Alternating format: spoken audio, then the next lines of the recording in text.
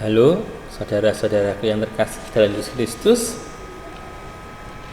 Apa kabar? Semoga selalu membawa kebahagiaan, hidup penuh sukacita dan hidup berguna bagi orang lain.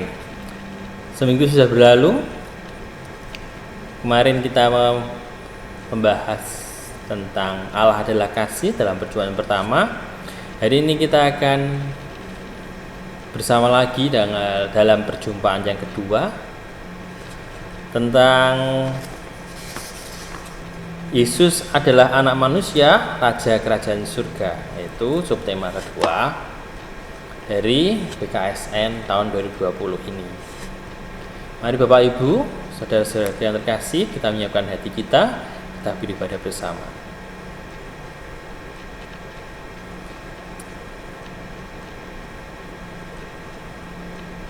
Yesus adalah anak manusia, raja kerajaan surga. Hari ini adalah bacaan dasar untuk subtema ini dari Matius bab 25 ayat 31 sampai 46. Silahkan Bapak Ibu menyiapkan kitab pujinya, puji syukurnya, mada baktinya. Jika apa yang saya tulis, yang sampaikan di saya di sini tidak bisa atau kurang jelas, bisa dibuka. Tujuan peserta menyadari bahwa Yesus adalah anak manusia atau raja surga yang akan menghakimi manusia pada akhir zaman. Peserta menyadari diri sebagai hamba-hamba yang setia dari Yesus raja surga. Peserta melaksanakan perbuatan baik terhadap sesama yang menderita sebagai pelayanan kepada Yesus Raja Surga. Ingat, pertemuan pertama Allah adalah kasih. Allah mengasihi kita, kita juga mengasihi orang lain, mengasihi sama sebagai bukti kita mengasihi Allah. Nah, sekarang kita diajarkan untuk memberikan pelayanan kepada orang lain. Memberikan pelayanan pada orang yang menderita sama saja kita melayani Yesus yang menderita. Gitu ya.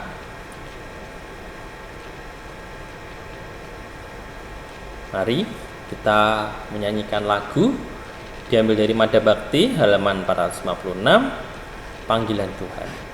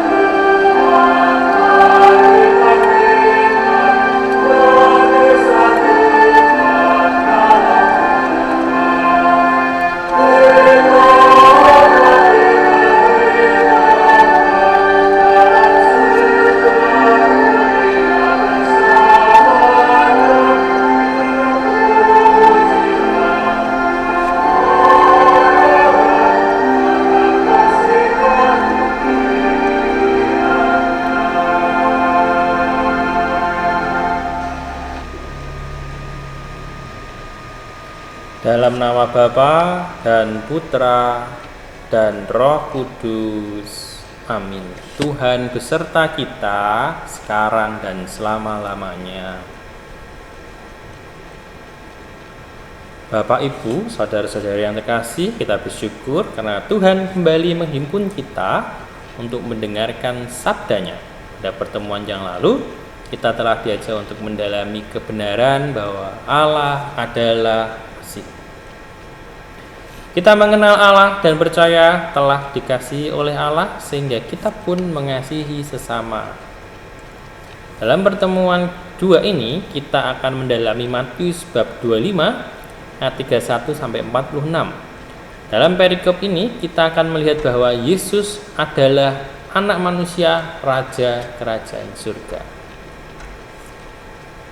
Mari Bapak Ibu, sekali lagi saya mengajak menyiapkan hati kita, menyiapkan akal budi kita untuk mengikuti ibadah ini.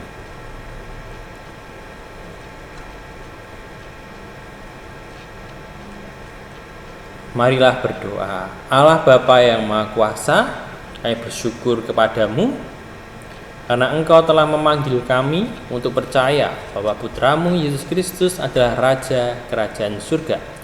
Dialah yang menunjukkan jalan bagi kami untuk mencapai kebahagiaan abadi bersamamu. Utuslah Roh Kudus-Mu agar kami dapat memahami sabda-Mu dan bukalah hati kami bagi sabda-Mu agar dapat menerima sabda yang Kau sampaikan kepada kami. Demi Kristus Tuhan dan pengantara kami dalam persekutuan dengan Roh Kudus, Allah yang meraja sepanjang segala masa. Amin.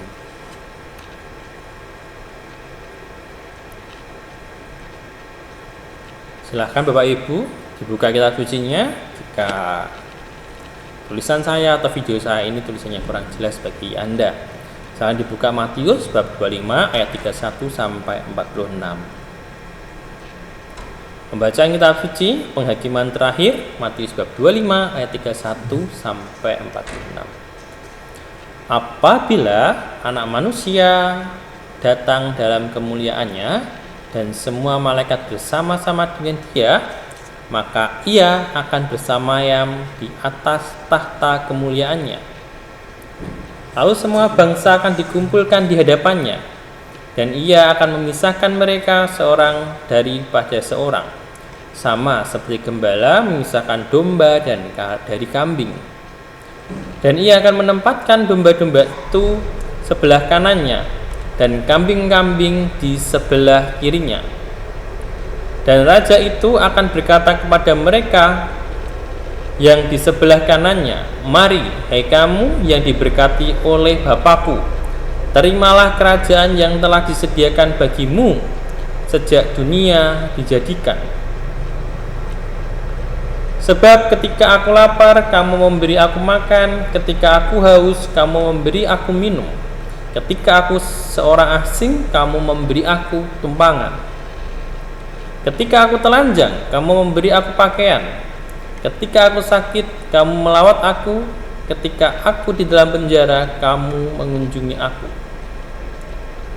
Maka orang-orang benar itu akan menjawab Dia, katanya, "Tuhan, bila manakah kami melihat Engkau lapar dan kami memberi Engkau makan, atau haus dan kami memberi Engkau minum? Bila manakah kami melihat Engkau sebagai orang asing dan kami memberi Engkau tumpangan, atau telanjang dan kami memberi Engkau pakaian? Bila manakah kami melihat Engkau sakit atau dalam penjara dan kami mengunjungi Engkau?" Dan raja itu akan menjawab mereka, "Aku berkata kepadamu, sesungguhnya segala sesuatu yang kamu lakukan untuk salah seorang dari saudaraku yang paling hina ini, kamu telah melakukannya untuk aku."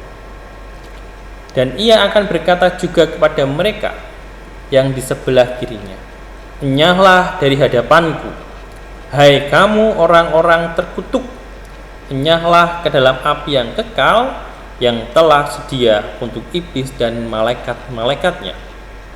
Sebab ketika aku lapar, kamu tidak memberi aku makan. Ketika aku haus, kamu tidak memberi aku minum. Ketika aku seorang asing, kamu tidak memberi aku tumpangan. Ketika aku telanjang, kamu tidak memberi aku pakaian. Ketika aku sakit dan dalam penjara, kamu tidak melawat aku." Lalu mereka pun akan menjawab dia katanya, Tuhan, bila manakah kami lihat engkau lapar atau haus, atau sebagai seorang asing, atau telanjang, atau sakit, atau dalam penjara, dan kami tidak melayani engkau? Maka ia akan menjawab mereka, Aku berkata kepadamu, sesungguhnya segala sesuatu yang tidak kamu lakukan untuk salah seorang dari yang paling hina ini, kamu tidak melakukannya juga untuk aku. Dan mereka ini akan masuk ke tempat siksaan yang kekal, tetapi orang benar dalam hidup yang kekal. Demikianlah Injil Tuhan, terpujilah Kristus.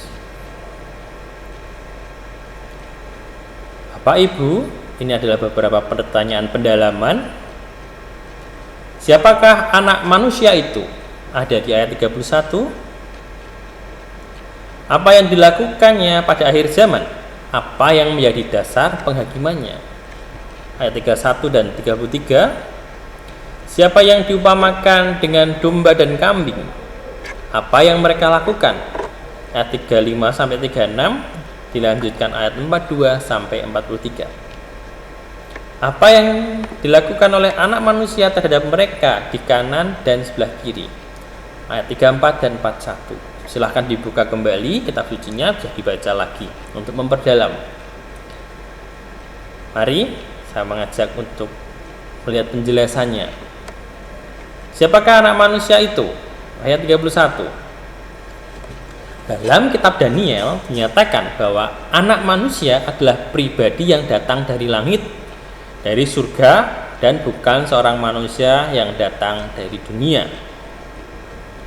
Daniel 27 ayat 13 sampai 14 bisa dibuka.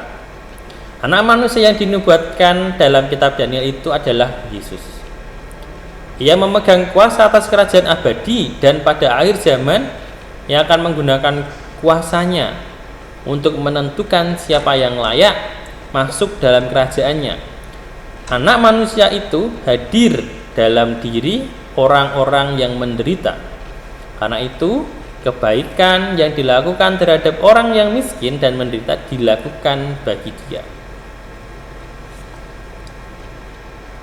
Pertanyaan kedua, apa yang dilakukannya pada akhir zaman? Apa yang menjadi dasar penghakimannya? Ayat 31, ayat 31 sampai 33. Pada akhir zaman, Kristus anak manusia akan datang dalam kemuliaannya dengan diiringi oleh para malaikatnya.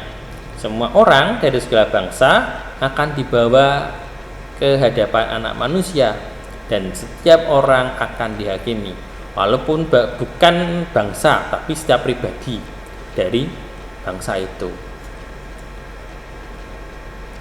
Dasar yang digunakan oleh anak manusia untuk menghakimi adalah perbuatan yang dilakukan oleh setiap orang dalam kehidupan di dunia. Perbuatan yang dilakukan terhadap orang-orang yang menderita, yaitu yang lapar, haus, telanjang, sakit, dan dalam penjara. Mereka adalah saudara dari anak manusia.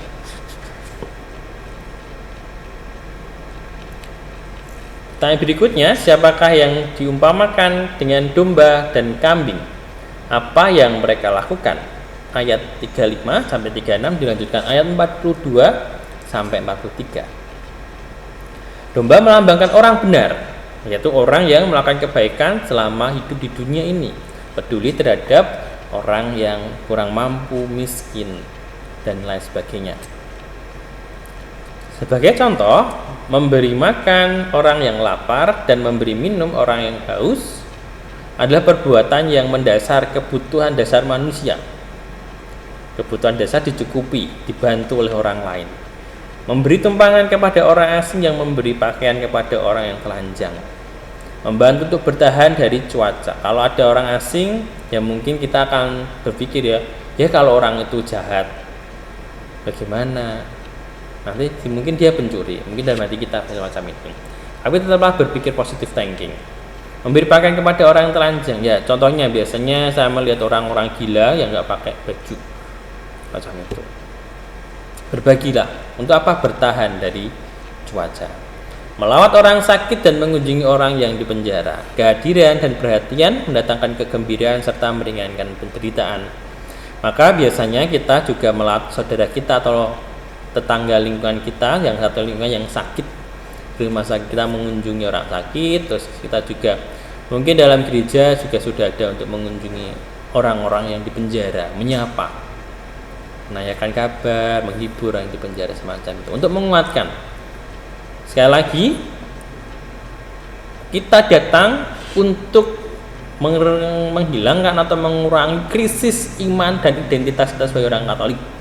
Maka kita harus berperan aktif untuk membantu sesama kita, siapapun itu. Kambing melambangkan orang terkutuk yang tidak pernah memperhatikan apalagi mengasihi Tuhan, yang hadir dalam diri orang-orang miskin dan menderita. Maka zaman dulu, zaman Yesus itu, orang-orang miskin adalah orang yang menderita itu disingkirkan, dibuang, karena bagi tradisi orang Yahudi dia adalah orang yang mungkin tidak diberkati Tuhan. Nah, Yesus hadir untuk itu.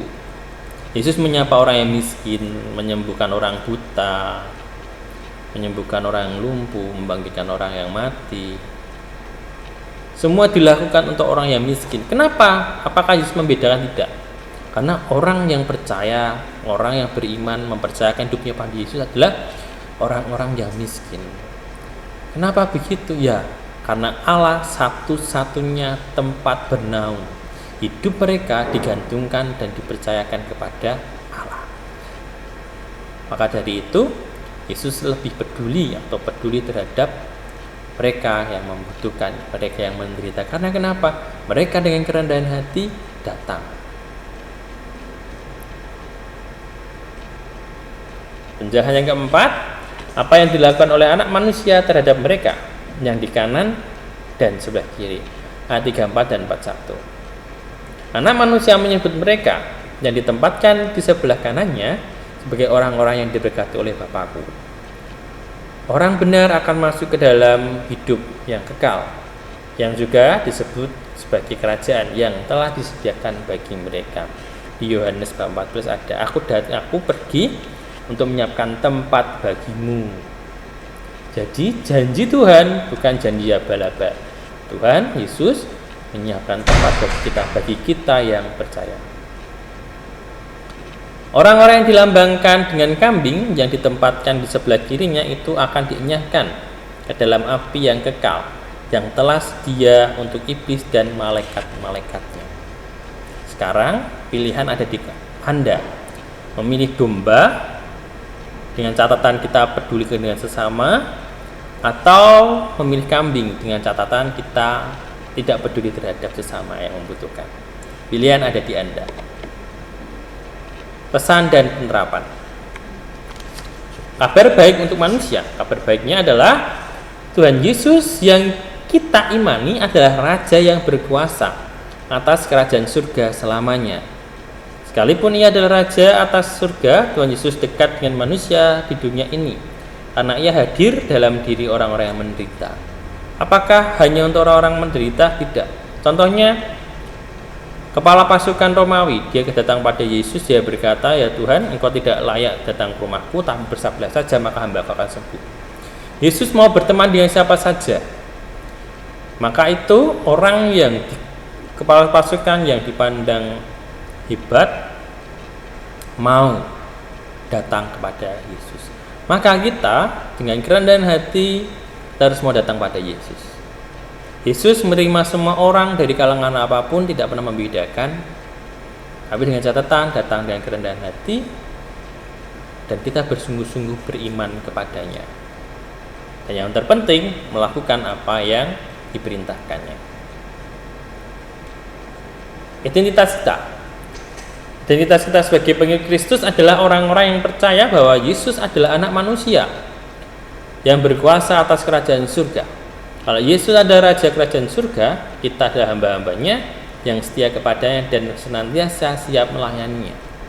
Kita setia kepada Yesus, ajaran Yesus, dan melayaninya. Dengan bagaimana melayani? Ya, kita melayani sesama yang membutuhkan bantuan kita. Yesus sudah menjanjikan bahwa ia adalah Raja kerajaan surga. Jadi iman Katolik kita beriman pada Yesus tidak salah. Karena di akhir hidup kita menginginkan juga hidup di surga. Hidup yang penuh sukacita dan kebahagiaan. Cara hidup kita. Karena kita adalah hamba-hamba dari Raja Kerajaan Surga, kita senantiasa melayaninya. Selama menjalani kehidupan di dunia ini, kita dipanggil untuk memperhatikan sesama yang menderita. Pelayanan terhadap orang-orang yang menderita adalah tanda kesetiaan sebagai hamba-hamba Kristus Raja Surga. Maka tindakan kita dalam hidup kita harus bagaimana? Ya, kita melakukan pelayanan terhadap orang yang menderita dengan peduli kepada sesama, dengan kita berbagi sesuatu. Intinya apa? Hidup kita harus berguna bagi orang lain yang membutuhkan bantuan kita. Renungkan apa yang selama ini menjadi motivasi bagi kita untuk berbuat baik kepada sesama, khususnya yang sedang mengalami penderitaan. Apa ya? Setelah membaca teks ini, apa yang seharusnya menjadi motivasi saya dalam melayani sesama? Baca kembali kitab sucinya. Ayatnya tadi di Matius ya. Siapakah orang-orang yang mengalami penderitaan yang dapat aku temui di sekitarku? Bisa dicari. Ini mereka butuh sapaan. Datang ke rumah teman, bertanya apa kabarnya, mungkin juga bisa begitu. Apa yang harus aku lakukan untuk mereka? Bagaimana aku harus melakukannya? Gimana ya melakukannya ya? Silahkan direnungkan. Mari kita doa umat dahulu. Allah Bapa yang Maha Kasih, kami mengucap syukur kepadamu atas berkat dan anugerah hidup yang boleh kami terima dan jalani. Terima kasih pula kami boleh memiliki Yesus sebagai Raja yang mengajarkan kami untuk peduli kepada sesama yang menderita dan kurang beruntung. Semoga dengan kerahiman-Mu kami boleh masuk dalam perjamuan sukacita surgawi bersama Yesus Putra-Mu. Untuk itu kami mohon, kabulkanlah doa kami ya Tuhan. Mari kita hening sejenak untuk melambungkan doa-doa kita.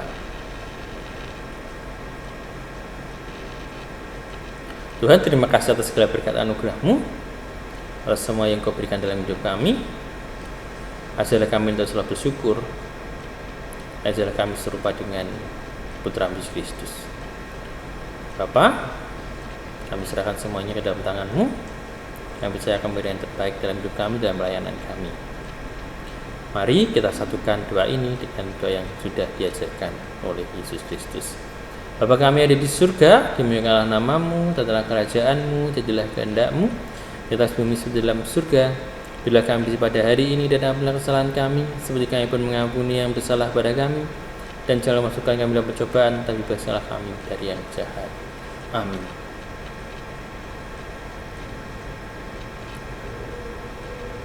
Marilah berdoa. Allah Bapa yang Maha Pengasih, kami bersyukur kepadamu atas sabda-Mu yang telah Kau nyatakan kepada kami. Sabda-Mu mengingatkan kami akan kebenaran iman yang kami terima, yaitu bahwa Yesus, anak manusia itu adalah Raja yang berkuasa atas kerajaan surga. Kami mohon bantulah kami agar senantiasa menyadari bahwa kami adalah hamba-hambanya yang senantiasa setia melayaninya dengan perbuatan baik dan pelayanan kasih terhadap sesama, terutama yang menderita, demi Kristus Tuhan kami. Amin. Tuhan sertamu dan sertamu juga.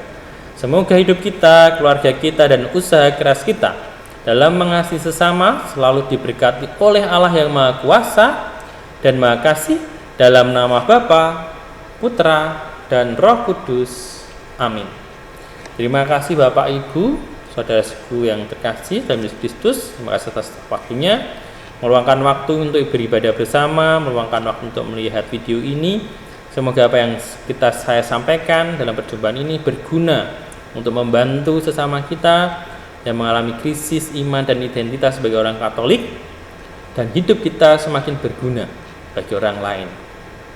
Yang dikasihi bahagia, yang mengasihi lebih bahagia. yang dibantu bahagia, yang membantu lebih bahagia. Terima kasih atas waktunya. Mari kita tutup dengan menyanyikan lagu Yesus mengutus muridnya, Mada Bakti, halaman 463.